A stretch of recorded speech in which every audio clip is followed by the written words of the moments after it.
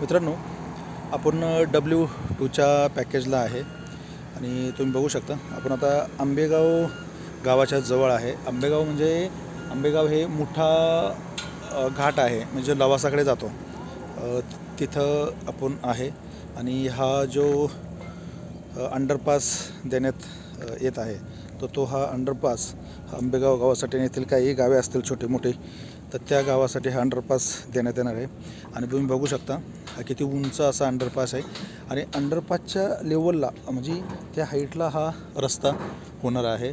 हे बघू शकता तुम्ही, काम खूपच जोरात असं वेगाने चालू आहे। इकडं W2चं पॅकेज पण खूप वेगाने असं चालू आहे।